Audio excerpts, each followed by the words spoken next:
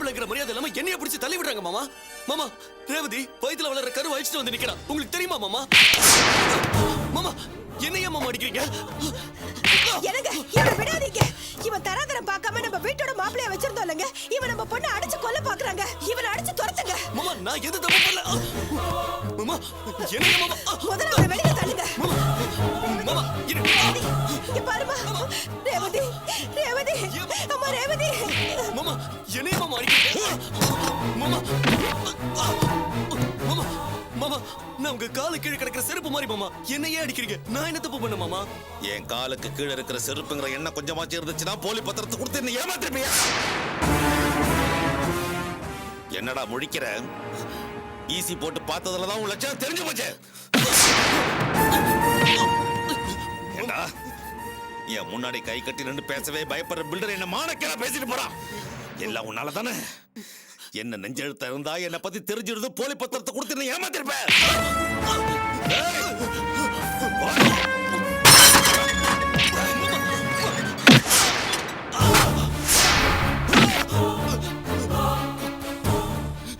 என் பொண்ணு பூவையும் பொட்டையும் இழந்துடக்கூடாதுங்கிற ஒரே காரணத்துக்காக உன்னை உயிரோட வர்றேன்.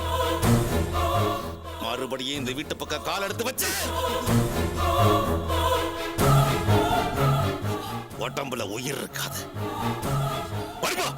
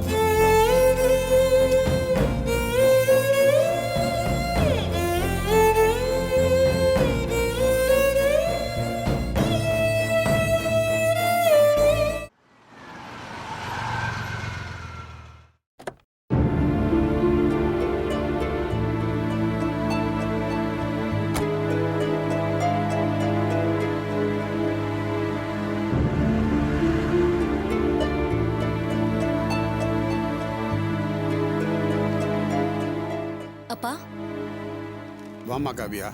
ஆமா, நானே உன்னை வீட்டில் வந்து பார்க்கணும்னு நினைச்சிட்டு இருந்தேன். அதுக்குள்ள நீயே வந்துட்ட. காவியா, எப்படி இருக்க? நான் நல்லா இருக்கேன். நீ எப்படி இருக்க? நல்லா இருக்க. என்ன நீ எப்படி இருக்கீங்க? நாங்க எல்லாரும் நல்லா இருக்கோம். மாமாவும் அர்ச்சனாவும் உங்க வீட்டுல நடந்த விஷயத்த சொன்னதுக்கு அப்புறம் எங்க எல்லாருக்குமே ஒன்னு பத்தின மன கஷ்டம்தான். காவியா, அம்மா எப்பமா வந்த? இப்பதாம்மா வந்தேன். எப்படி இருக்கீங்க? நான் நல்லா இருக்கேம்மா. உன் வாழ்க்கையில வந்த குறைய நினைச்சாதான் எனக்கு ரொம்ப வேதனையா இருக்கு. நான் பெத்த ஒவ்வொரு பிள்ளைங்களும் அதுங்களோட வாழ்க்கை நல்லபடியா இருக்கணும்னு நான் கடவுள்கிட்ட வேண்டாத நேரமே இல்லை. ஆனா அந்த கடவுள் ஏன் தான் என்ன இப்படி சோதிக்கிறானோ தெரியல. 3 பொண்ணுங்கள்ல நீதான் நிம்மதியா சந்தோஷமா இருக்கேன்னு நினைச்சுக்கிட்டு இருந்த. ஆனா உன் அப்பா வந்து உன் வீட்டுல நடந்த விஷயத்த சொன்னப்போ என் நிம்மதியெல்லாம் போயிடுச்சு. பாவம் மாப்பிள்ள பாக்குறதுக்கு எவ்வளவு லட்சணமா இருக்காரு. ஆனா கடவுள் ஏன் தான் அவருக்கு இப்படி ஒரு குறைய வச்சானோ. தான் பிள்ளைகிட்ட குறைய வச்சுக்கிட்டு உன் மாமியார் கறி என்னமோ உன்கிட்ட குறைய இருக்கிற மாதிரி உன்னை தேள் கொட்டுற மாதிரி கொட்டி இருக்காளே. இப்ப அந்த பொம்பளை அவன் முகத்தை எங்க கொண்டு போய் வச்சுக்குவா? அவளை விடுமா. உன்னை நினைச்சா தான் எனக்கு ரொம்ப வேதனையா இருக்கு. அம்மா, நீங்களாம் நினைச்சுக்கிட்டு இருக்கிற மாதிரி செரிக்கு எந்த குறையும் இல்லை. நடந்த ஆக்சிடென்ட்ல எனக்கு தான் குழந்தை பெத்துக்கிற தகுதி இல்லாம போயிடுச்சு. காவியா, என்ன சொல்ற?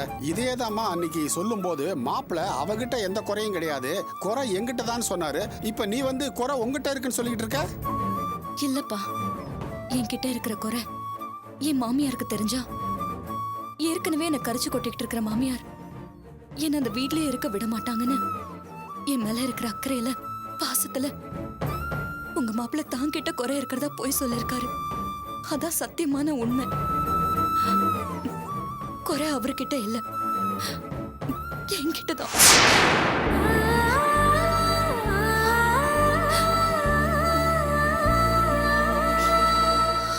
காவியா, நீ சொல்றது உண்மைதானா? இல்ல உன் புருஷன் மேல எந்த பழியும் வரக்கூடாதுங்கிறதுக்காக நீ பொய் சொல்றியா? நான் சொல்றதுல நம்பிக்கை இல்லைனா என்ன ஹாஸ்பிடல் கூட்டிட்டு போய் செக்அப் பண்ணி பாருங்க. நான் சொல்றத நம்புங்க அண்ணி. என் புருஷன்கிட்ட எந்த குறையும் இல்ல, எனக்கு தான் குறை. இல்ல, நான் நம்ப மாட்டேன். என் வயித்துல பிறந்த பொண்ணுக்கு அப்படி ஒரு குறை இருக்காது. நீ உன் புருஷனை காப்பாத்துறதுக்காக இப்படி ஒரு பொய்ய சொல்ற. அம்மா இல்லம்மா, நான் பொய் சொல்லல. நீங்க கும்பிடுற சாமி மேல சத்தியமா சொல்றேன், குறை என்கிட்டதாம்மா.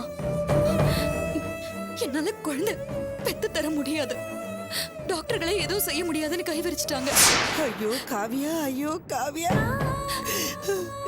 கடவுளே, ஒரு பொண்ணுக்கு பெருமையே அவ தாயாகிறதானே. என் பொண்ணுக்கு அந்த பாக்கியம் இல்லாம பண்ணிட்டே கடவுளே.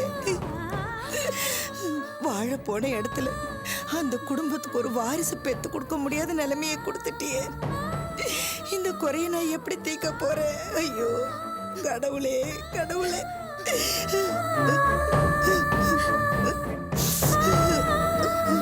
அம்மா, அம்மா, இதுக்கு ஒரு மாற்று ஏற்பாடு பண்ண போறேன்.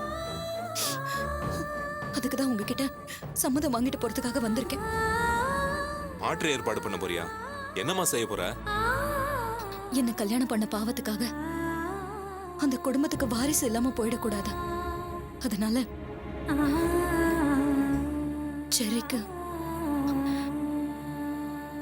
இன்னொரு கல்யாணம் செஞ்சு வைக்க போறேன்.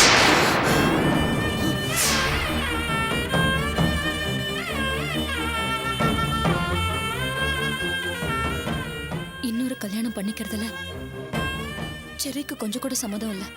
ஏன்னா என் மேல அவர் அவ்வளவு அன்பு வச்சிருக்காரு. அப்படிப்பட்டவருக்கு நான் ஏதாவது செஞ்சாகணுமே. அதனால நான் தான் அவரை கப்பல் பண்ணி இன்னொரு கல்யாணம் பண்ணிக்க சம்மதிக்க வச்சேன். அவர் அப்பா அம்மா கூட இந்த கல்யாணத்துக்கு ஒத்துக்கிட்டாங்க. ஆனா அவரு மட்டும் உங்க அப்பா அம்மா சம்மதம் இருந்தாதான் உன் முடிவுக்கு நான் கட்டுப்படுவேன்னு சொல்லிட்டாரு.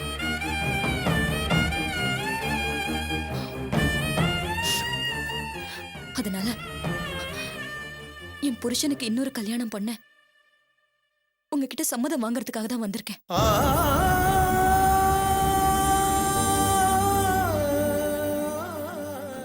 அடி பாவி பாவி, உனக்கு என்ன பைத்தியம் பிடிச்சிருக்கா? உன் தலையில நீயே மண்ணள்ளி போட்டுக்கிறியாடி? ஏண்டி உன் புத்தி இப்படி எல்லாம் போகுது? அந்த நல்ல மனுஷனே இன்னொரு கல்யாணம் வேண்டான்னு சொல்லும் போது நீ ஏண்டி இப்படி எல்லாம் நினைக்கிற? ஏற்கனவே ஒத்தி வாழ்க்கையை பறி கொடுத்துட்டு வந்து நிக்கிறா. போதாததுக்கு நீ வாழ வெட்டியா வந்து இந்த வீட்டுல உட்காந்துக்கலான்னு பாக்குறியா? ஐயோ கடவுளே, கடவுளே. ஏங்க ஏங்க இவ எப்படி எல்லாம் பேசுறா? ஐயோ கடவுளே, நான் என்ன பண்ணுவேன்? ஐயோ ஐயோ கடவுளே. என்னாச்சுமா? என்னாச்சு பாருமா. தண்ணி கொண்டு வா.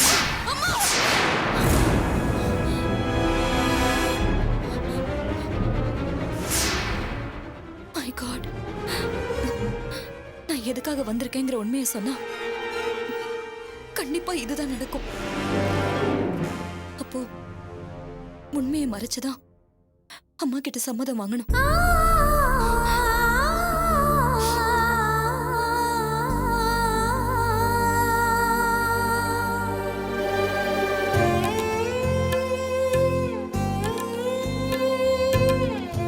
காவியா,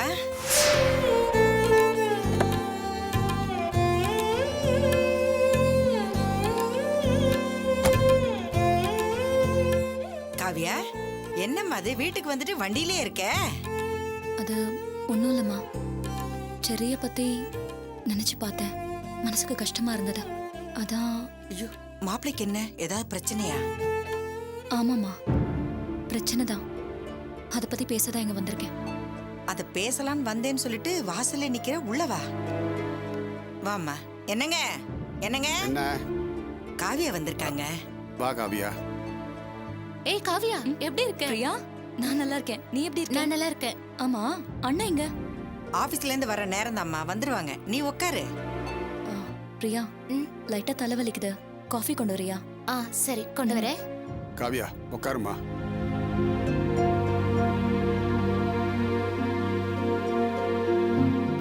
உங்க அப்பா வந்து உங்க வீட்ல நடந்த விஷயத்தெல்லாம் சொன்னாரு. அதை கேட்டதுல இருந்து என் மனசுக்கு ரொம்ப கஷ்டமா இருக்குமா. நான் சாமிக்கு வேண்டுதெல்லாம் வச்சிருக்கேன். மாப்பிள்ளைக்கு எல்லாம் சரியாயிடுமா, நீ கவலைப்படாத. நீ சொல்றது ரொம்ப கரெக்ட்டுமா. என் விஷயத்துல நீ கும்பிடுற கடவுள் கண்ணை திறந்துட்டான். என்னம்மா சொல்ற? செர்ரி கிட்ட இருக்கிற குறைய சரி பண்ண டாக்டர் சில விஷயங்களை சொல்லிருக்காரு. அது விஷயமா உங்ககிட்ட பேசி சம்மதம் வாங்கிட்டு போலாம் தான் நான் இங்க வந்திருக்கேன். சம்மதம் வாங்கிட்டு போக வந்திருக்கியா? என்னம்மா சொல்ற? கொஞ்சம் புரியும்படியா சொல்லு. அடுத்த மாசம் ஃபாரின்ல இருந்து இந்த கேஸுக்கு ஸ்பெஷலிஸ்ட் டாக்டர் வராங்கப்பா. அவர்கிட்ட செர்ரிக்கு ஒரு மேஜர் ஆபரேஷன் பண்ணா அவரோட இந்த குறைய சரி பண்ணிடலான்னு சொன்னாங்க. அப்புறம் என்னம்மா, அவர் வந்த உடனே மாப்பிள்ளைக்கு இந்த ஆபரேஷனை பண்ணிடுங்க. எப்படியோ குறை தீந்தா போதும். என்னங்க நான் சொல்றது? ஆமா சிவகாமி. அம்மா, ஆனா அதுல ஒரு சிக்கல் இருக்கு. சிக்கலா? ஆமாப்பா, அந்த ஆபரேஷன்ல 95% காப்பாத்திடலாமா. ஆனா 5% ரிஸ்க் இருக்குன்னு சொல்றாங்க. உயிருக்கே கூட ஆபத்தாகலான்னு சொல்றாங்க. ஐயோ, அப்படின்னா இந்த ஆபரேஷன்லாம் வேண்டாமா. குறை தீரலன்னாலும் பரவாயில்ல, மாப்பிள்ளைக்கு ஒன்னும் ஆயிடக்கூடாது. என்னால அப்படி விட முடியாதுமா. குடும்பத்துக்கு வாரிசு பெத்து கொடுக்க முடியாதது எவ்வளவு பெரிய வேதனை. செர்ரி கூட இந்த ஆபரேஷனுக்கு சம்மதிக்க மாட்டேன்னு சொல்றாரு. ஏமா, மாப்பிள்ளையே இந்த ஆபரேஷன் வேண்டான்னு சொல்லும்போது நீ ஏம்மா பிடிவாதமா இருக்க? விட்டுட. அப்பா, அவர் தான் உயிருக்கு ஆபத்து வந்துரும் நினைச்சு ஆபரேஷனை வேண்டான்னு சொல்லல. இதுல ஏன் வாழ்க்கையும் அடங்கி இருக்குன்னு தான் சம்மதிக்க மாட்டேங்கிறாரு. ரிஸ்க் இல்லாத விஷயம்னு வாழ்க்கையில எதுவுமே கிடையாது. நான் எவ்வளவோ சொல்லி பார்த்துட்டேன். ஆனா அவரு, உங்க அப்பா அம்மா இதுக்கு சம்மதிச்சா நான் ஆபரேஷன் பண்ணிக்க தயாருன்னு சொல்றாரு.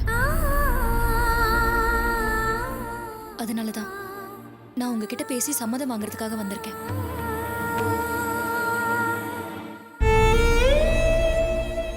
குழந்தை பெத்துக்கலன்னா என்னம்மா, ஏதாவது குழந்தைய தத்தெடுத்துக்கலாம். நீ கடைசி வரைக்கும் சுமங்கலியா இருக்கணும். இந்த ஆபரேஷன்லாம் வேண்டாமா.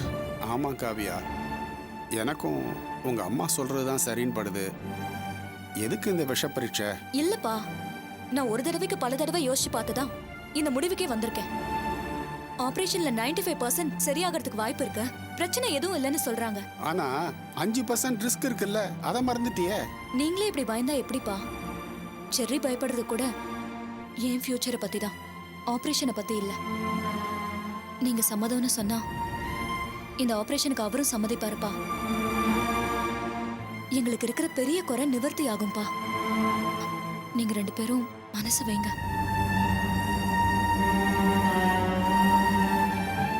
இந்த காவியா, என்னாச்சு? காவியா ஏதோ சீரியஸான விஷயம் சொல்லிருக்காப்புல இருக்கு. நீங்க 2 பேரும் சைலண்டா இருக்கீங்க. என்ன காவியா, என்ன விஷயம்னு எனக்கு தெரியக்கூடாதுன்னு தான் காஃபி போட உள்ள அனுப்புனியா? ஐயோ, அப்படிலாம் எதுவும் இல்ல, நீ சும்மா இரு. அம்மா, 2 பேரும் அமைதியா இருக்கீங்களே, பதில் சொல்லுங்க.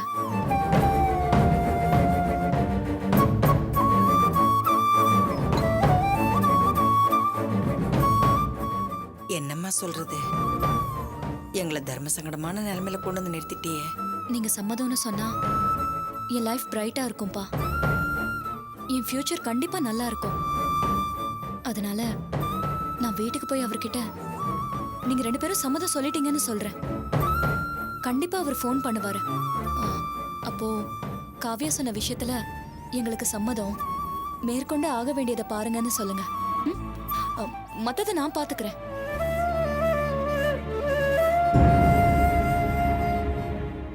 சரிம்மா, சொல்றோம். சரிம்மா, நான் கிளம்புறேன். மறக்காம சொல்லிடுங்கம்மா. ம். நான் நான் போயிட்டு வரேன். வரேன் பிரியா.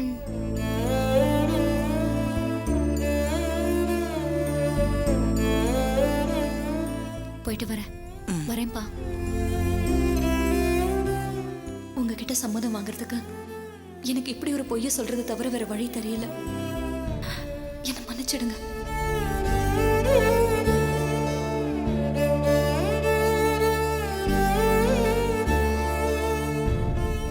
என்னம்மா?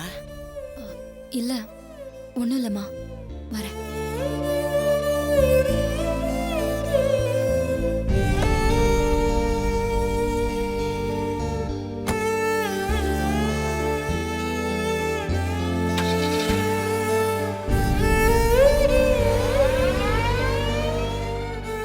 ஏங்க, எனக்கு என்னமோ காவியா மனசுக்குள்ள ஏதோ குழப்பம் இருக்குன்னு நினைக்கிறேன். குழப்பத்தோடவே அவ வந்து அரகுற மனசோட போற மாதிரி தெரியுதுங்க. சிவகாமி, அவளும் பொண்ணு தானே. அவ வாழ்க்கையில பிரச்சனை இருக்கும்போது அவ மனசுலயும் பயம் இருக்கத்தானே செய்யும். ஏதோ அதெல்லாம் வெளிக்காட்டிக்காம நம்ம கிட்ட பேசிட்டு போறா.